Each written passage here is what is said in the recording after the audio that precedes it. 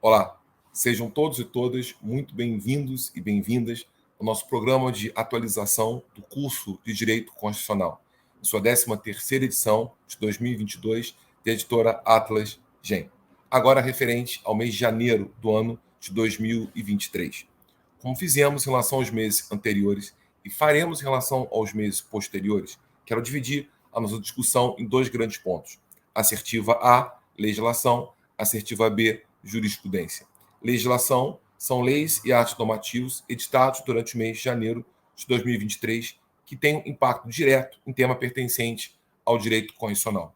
Jurisprudência são acordos alusivos ao Supremo Tribunal Federal. Nós temos dois acordos pertinentes ao poder legislativo que impactam diretamente também a disciplina consistente em direito constitucional, que podem ser importantes para os nossos estudos, qualquer que venha a ser a finalidade dos nossos estudos, concurso público, pós-graduação, graduação e outros fins. Começa então com a assertiva a legislação atinente ao mês de janeiro de 2023. E sem nenhuma dúvida, o grande acontecimento desse mês foi a intervenção federal no DF, ocorrida no dia 8 de janeiro de 2023. Por isso, chamo aqui a atenção para dois atos normativos. Decreto 11377, de 8 de janeiro de 2023, e o Decreto Legislativo número 1, de 10 de janeiro do mesmo ano, que aprovou, então, a intervenção federal. Conforme havia deixado consignado, essa questão tem a ver com a intervenção federal no DF, que foi decretada durante o mês de janeiro de 2023. Sobre esse tema, acho importante debater com os senhores e as senhoras a conceituação do que vem a ser a intervenção federal e, nesse âmago, discutir não só a questão ligada a características, mas também aos sujeitos e ao objeto, abordar caráter material, a causa dessa intervenção, e o caráter formal. E aí sim viria à tona esses dois atos normativos. A forma pela qual decretou-se no Brasil agora a intervenção federal. É a terceira intervenção federal sob a égide desta Constituição. Duas ocorreram no ano de 2018, uma no Rio de Janeiro, no mês de março, outra em Roraima, no mês de dezembro, e agora em janeiro de 2023 ocorre no DF. É bom lembrar que a intervenção federal quer dizer o afastamento temporário e excepcional da autonomia política de uma entidade federativa. E nesse ponto destaco três aspectos: afastamento temporário e excepcional da autonomia política de uma entidade federativa. Primeiro se aborda o afastamento temporário e excepcional. Aqui quero fazer alusão às características da intervenção federal. Ora, se o afastamento é temporário e excepcional, a intervenção federal é marcada por duas características: a temporariedade e a excepcionalidade. Temporariedade: a intervenção federal dura o intervalo de tempo necessário para restabelecer a ordem, nem mais e nem menos. Ela não é vitalícia, muito menos perpétua. Seguramente, ela é temporária. E outra característica é a excepcionalidade. Isso é cabível à intervenção federal em situações previstas em nossa Constituição e em enumeração exaustiva. Até porque, de fato, se a intervenção federal é uma exceção, as suas hipóteses não poderiam estar enumeradas em nossa Constituição de forma exemplificativa, mas estão de modo exaustivo, até para que nós possamos manter a ideia da intervenção federal como exceção e não como regra. Depois se afirmou que seria o afastamento temporário e excepcional da autonomia política. Aqui quero abordar o objeto da intervenção federal. O que se afasta na intervenção federal é justamente a autonomia política. E o que é a autonomia política? Em nosso livro, isso fica muito claro. A autonomia política, na verdade, é a tríplice capacidade. É a auto-organização, é o autogoverno e é a auto-administração. É a capacidade de se auto-organizar, é a capacidade de se autogovernar e a capacidade de se auto-administrar.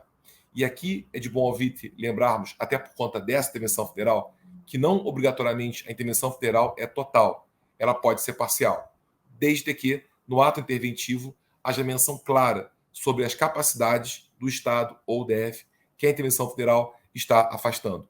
E a lógica aqui é muito simples. Quem pode o mais, pode o menos. Se a União pode afastar toda a autonomia política, não tem por que a União afastar parte dessa autonomia política e não ter essa possibilidade. Evidentemente que essa possibilidade existe e é conferida à União Federal, desde que no ato interventivo reste clara qual capacidade é afastada. Por exemplo, nos casos citados, Rio de Janeiro, Roraima e agora DF, eram casos pertencentes à segurança pública e talvez à administração penitenciária. as demais pastas de competência do Estado não foram afetadas. Educação, cultura, desporto, lazer, servidor público, tão somente segurança e administração penitenciária, que até permitiu que nós convivêssemos não só o interventor federal, como também o chefe do Poder Executivo do Estado, e que ele não fosse afastado, por conservar as demais atribuições próprias da sua unidade federativa. E por falar em unidade federativa, repara no conceito a menção a afastamento temporário e excepcional da autonomia política de uma entidade federativa. Repare aqui, eu usei de modo proposital um artigo indefinido, uma, e não um artigo definido, o ou a. E por que eu falo isso? Uma, alguma. Para perguntar aos senhores e senhoras o seguinte: que unidade federativa é essa que sofre a intervenção federal? É o Estado? É o DF? Pode ser o município? Haveria hoje no Brasil intervenção federal sobre o município? Eu diria o seguinte: hoje a intervenção federal recai sobre o Estado ou sobre o DF. Hoje a intervenção federal não recai sobre o município. Se hoje houver intervenção sobre o município, será do Estado, não da União. Reparem que eu citei 3 vezes a palavra hoje. Hoje, a intervenção federal não recai sobre o município. Hoje, a intervenção federal recai sobre o Estado ou o DF. Hoje, se o município sofrer intervenção, será estadual, não municipal. Porque não fecha esporte para que no futuro haja intervenção federal sobre o município, o que hoje é impossível. Hoje, o sujeito passivo da intervenção federal é o Estado ou o DF. O sujeito ativo seria justamente a União. Não há hoje intervenção da União sobre o município. No futuro, isso pode acontecer. Essa hipótese é prevista por nossa Constituição no artigo 35, caput, parte final. Agora, 2 condições devem estar presentes que não estão presentes hoje. Primeiro, que no futuro haja criação de território. Nós não temos hoje no Brasil território. Aliás, também devo lembrar que território é uma autarquia territorial federal. E segundo, se houver a criação de território, que venha a ser subdividido em municípios. Pode ser que não venha a ser subdividido o território que, porventura, venha a ser criado. Se no futuro houver a criação de território, e se ele for subdividido em município, será possível pensar na possibilidade da intervenção federal sobre o município de território. Convenhamos, hoje é algo muito distante daquilo que se apresenta. Hoje só temos municípios de Estado. Quem intervém sobre o município é o próprio Estado. Agora, sobre o Estado ou o DF, foi o caso agora ventilado, quem intervém é a própria União. A partir então disso, 2 considerações se fazem importantes: a matéria e a forma. Nesse caso concreto, em relação à matéria, qual foi o fundamento da intervenção federal? O fundamento dessa intervenção federal, como das 2 anteriores a ela, reside no artigo 34, inciso 3º de nossa Constituição Federal: grave comprometimento da ordem pública. E essa questão era grave, a ordem pública estava, na visão do chefe do Poder Executivo da União, comprometida de modo grave. Isso deu ensejo às 3 situações, inclusive a atual, de intervenção federal. E nesse ponto é importante lembrar que a Constituição não faz menção à causa do comprometimento da ordem pública, e sim ao efeito, o fato de ser grave. O que importa aqui é a ordem pública estar comprometida de forma grave. Agora, em nenhum momento a Constituição leva em consideração a causa pela qual esse fato teria se dado. Isso leva a doutrina, em nosso livro, isso fica claro também, a dizer que a causa pode ser uma causa natural, como pode ser uma causa humana, até porque o Constituinte não teria feito a distinção. Há uma causa natural chamada calamidade pública. Então, por exemplo, digamos que haja um terremoto, um tsunami, isso pode dar ensejo, diante da falta de condição do Estado ou do DF de responder àquela situação, a uma intervenção federal. Ou, como foi a hipótese, a causa pode ser humana. Nesse caso, recebe-se um outro termo. Não se fala mais de calamidade pública, e sim de comoção social, que decorre, por exemplo, de atos de violência, como ocorrido no Rio de Janeiro, como ocorrido em Roraima, como ocorrido agora no DF. Portanto, o fundamento foi esse: o artigo 34, inciso 3º, grave comprometimento da ordem pública resultante de causa humana, consistente em comoção social, atos de violência antidemocráticos nesse caso. Deu ensejo, portanto, à movimentação da intervenção federal. Nesse caso concreto, me parece importante a abordagem formal da intervenção federal. E por que aqui nós temos 2 atos normativos diferentes? Primeiro, porque a intervenção federal se formaliza por decreto executivo. Nesse caso, o decreto 11377, dia 8 de janeiro de 2023. Esse decreto é previsto em nossa Constituição no artigo 36, parágrafo 1º. E nele se alude que o decreto interventivo deve conter prazo, amplitude e condições, e, se couber, nomear interventor federal. Veja, é uma situação de decreto, é um ato administrativo normativo reservado ao chefe do Poder Executivo, diferentemente daquilo que é corriqueiro. Esse decreto não é regulamentar, esse decreto é interventivo, porque possui um fim específico em colocar em movimento a intervenção federal, e o conteúdo é previsto justamente por nossa Constituição. Nesse caso, prazo foi menor do que o prazo consistente em um mês. E, aliás, abro aqui um parênteses. Isso permitiu que essa intervenção federal não produzisse o efeito corriqueiro de uma intervenção federal. A intervenção federal produz como grande efeito a aplicação do artigo 60, parágrafo 1º de nossa Constituição. Não será emendada a Constituição durante estado de defesa, estado de sítio, intervenção federal. Há uma limitação circunstancial ao poder de reforma da Constituição. Não pode haver aprovação de emenda durante a intervenção federal. Nesse caso, pelo exíguo prazo que teve e pela colocação desse prazo no mês de janeiro, durante recesso parlamentar, essa norma perdeu a sua aplicação. Até porque não faria sentido impossibilitar a reforma da emenda se o Congresso estava em recesso. Se porventura o momento fosse outro, ou se digamos, o prazo fosse maior, talvez a norma viesse a ser aplicada. O Congresso voltaria aos trabalhos e, nesse momento, seria impossível emendar a Constituição. Essa relevância prática que a intervenção tem, nesse caso concreto, se perdeu pelo momento no qual decretou-se a intervenção federal e pela circunstância de que, naquele momento, havia recesso parlamentar. Portanto, o prazo era inferior a um mês e vencido dia 31 de janeiro de 2023. Amplitude, conforme havia mencionado, foi uma intervenção parcial, restrita à segurança pública e com conotações também ligadas à administração penitenciária. E condições.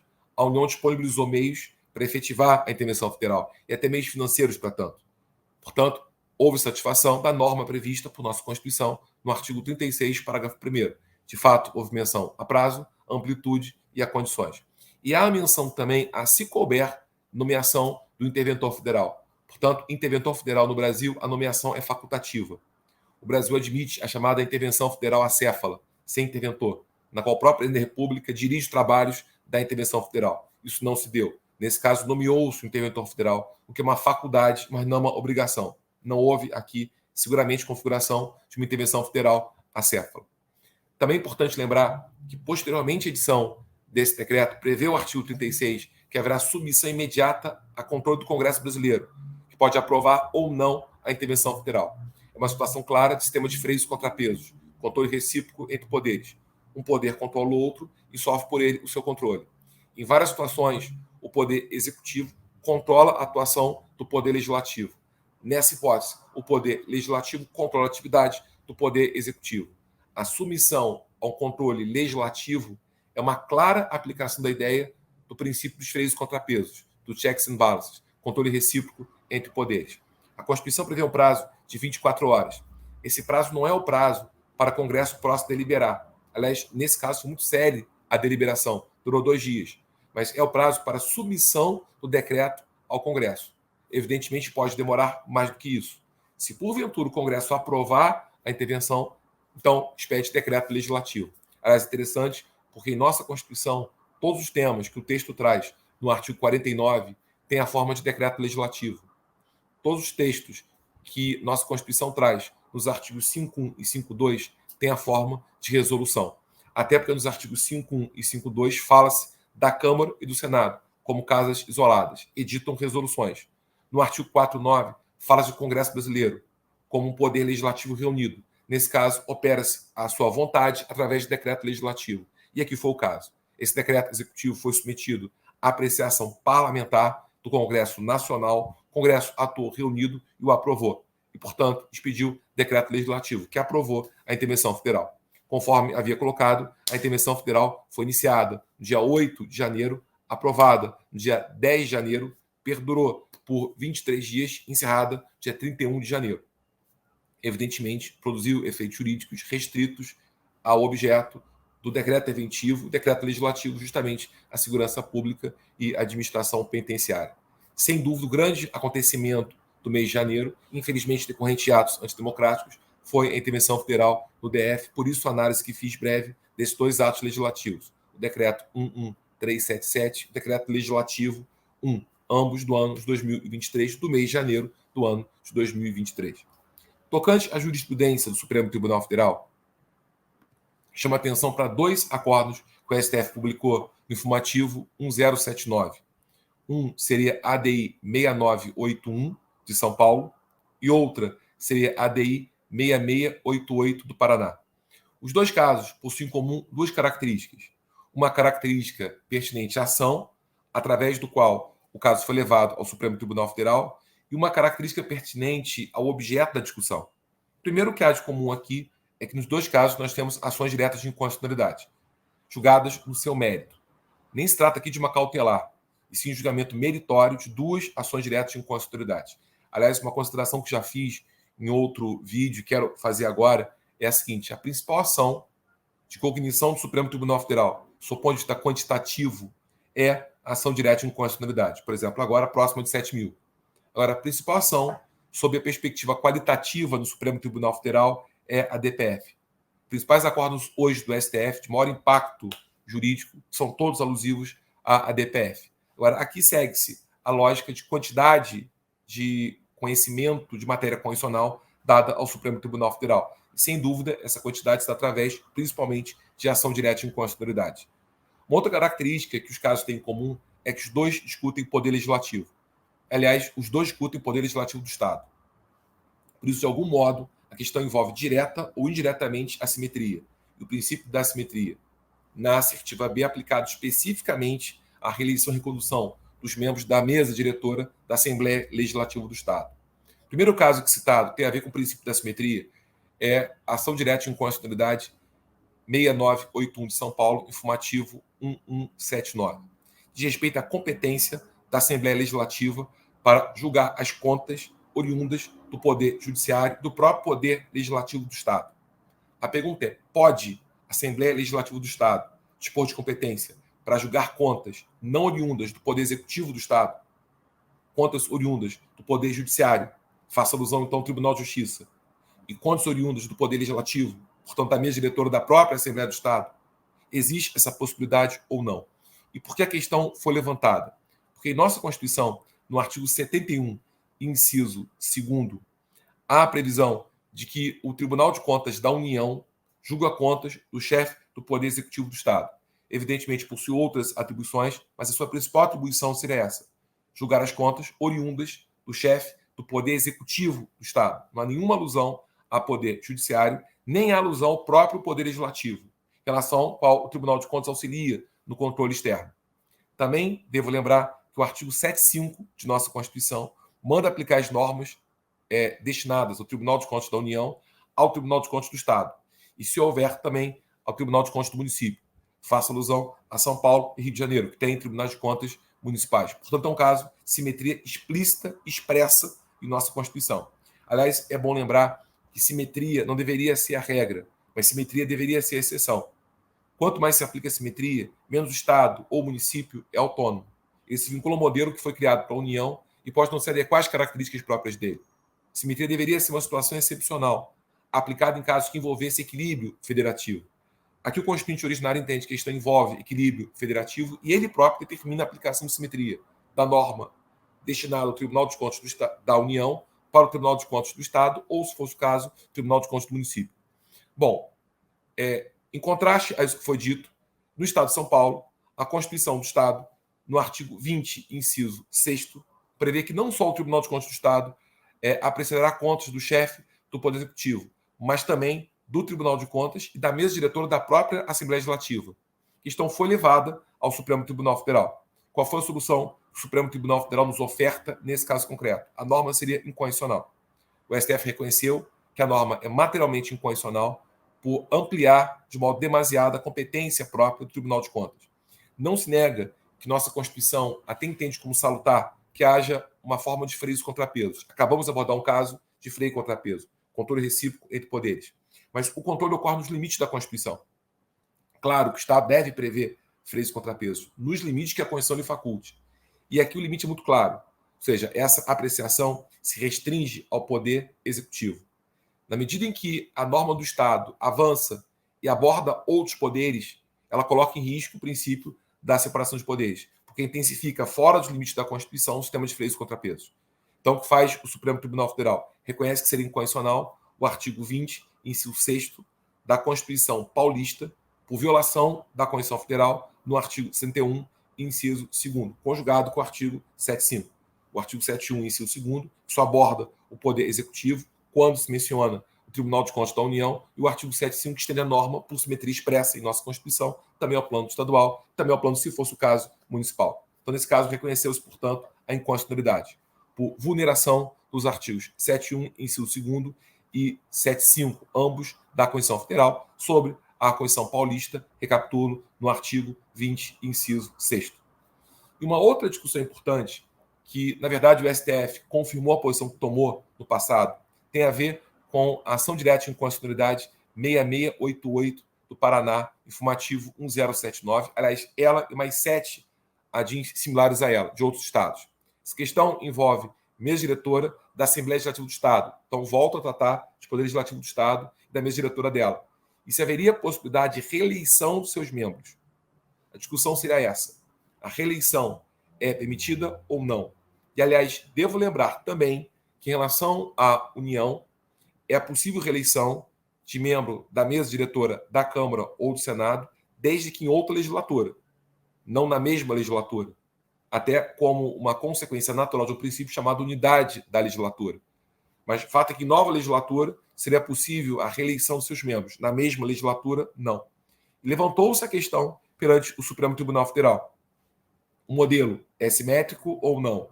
Ou seria possível no Estado que houvesse reeleição, talvez por mais de uma vez, na mesma legislatura ou não?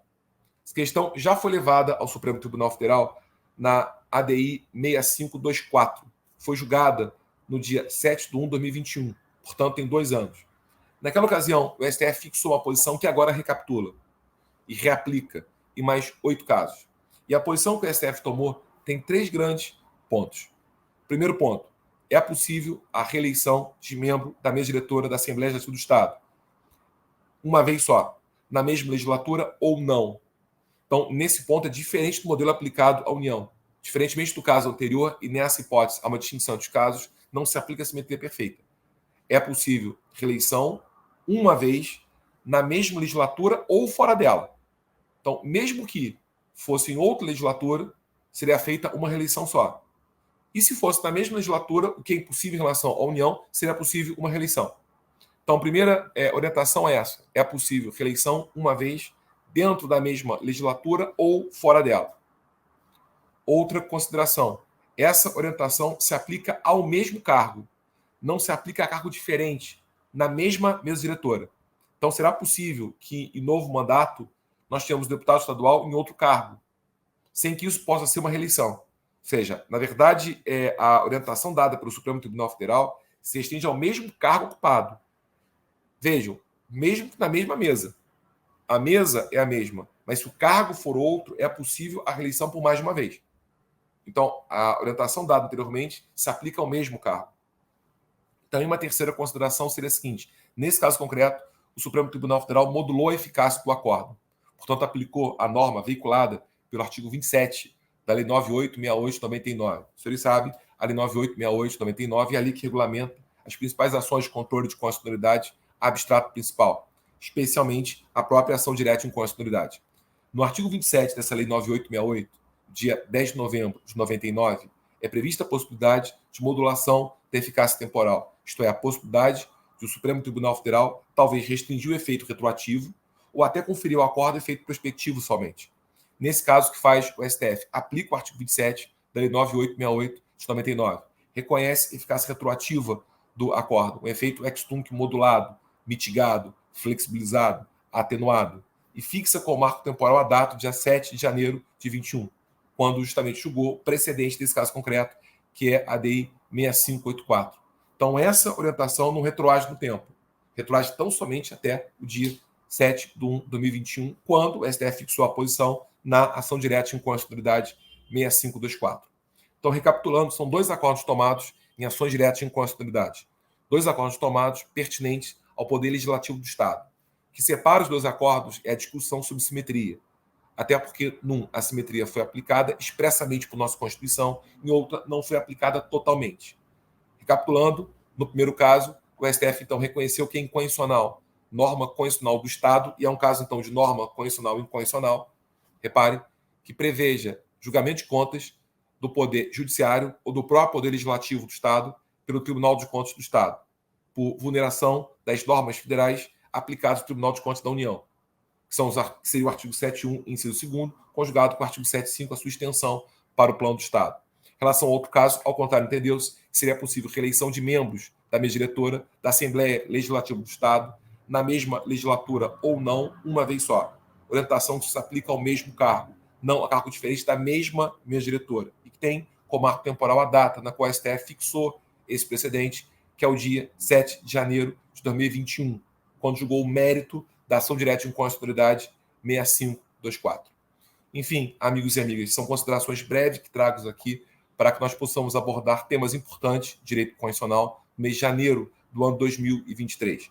Evidentemente, agora teremos novas atualizações. No próximo mês de fevereiro, voltaremos com acordos novos do Supremo Tribunal Federal, já do ano 2023, para que nós possamos aprofundar leituras, julgamentos, informações de direito constitucional com impacto direto no nosso curso. Esse programa é muito interessante, que permite que nós tenhamos um livro vivo. Esse livro se atualiza mensalmente com novas informações, nova doutrina, nova jurisprudência. Muito obrigado a todos, um bom mês, bons estudos e até o próximo mês de fevereiro de 2023, quando voltaremos com novas informações de doutrina, de jurisprudência, de legislação, enfim, daquilo que for importante para o direito constitucional, para o nosso curso ser sempre atualizado. Forte abraço a todos e até lá.